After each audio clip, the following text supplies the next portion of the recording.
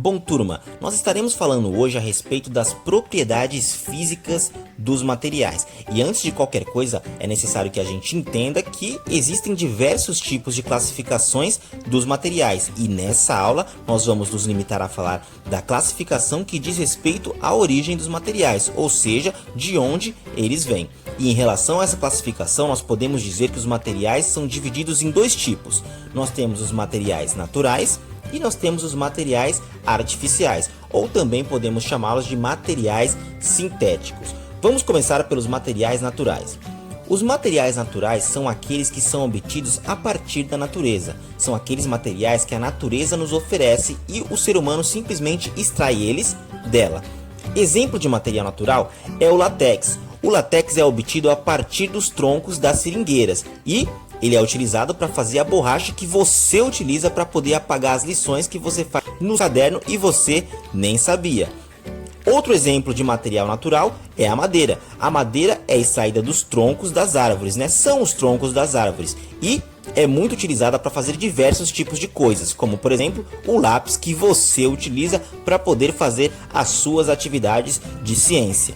Um outro exemplo de material natural é a seda. A seda é extraída dos casulos de lagartos e é utilizada para fazer diversos tipos de roupas, aquelas roupas com malha bem fina, com malha bem leve.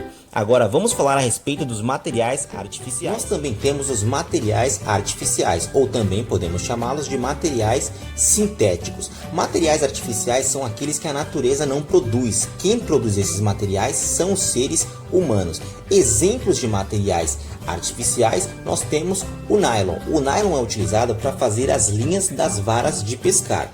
Um outro exemplo de material artificial é o plástico. O plástico ele tem diversas utilidades no nosso dia a dia e uma delas é para guardar aquele sorvete que você encontra na geladeira e quando vai abrir, na verdade, tem feijão dentro. E nós também temos o vidro como sendo um material artificial. O vidro é utilizado para fazer o espelho que você utiliza para poder dar aquela conferida no visual. E agora nós vamos falar a respeito das propriedades físicas dos materiais. Físicas dos materiais nada mais são do que as características desses materiais. E hoje nós estaremos falando a respeito da densidade e da resistência. Vamos começar falando da densidade. A densidade nada mais é do que a relação da massa do material com o seu volume. Falei difícil. Vamos simplificar aqui.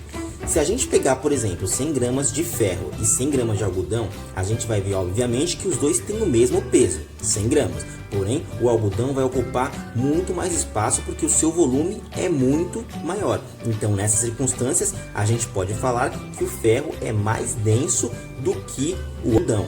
Quando nós pegamos um objeto e colocamos na água e ele afunda, significa que esse objeto ele é mais denso do que a água. Quando esse mesmo objeto, quando outro objeto ele fica na superfície da água e ele não afunda, significa que ele é menos denso do que a água e por isso ele se manteve na superfície.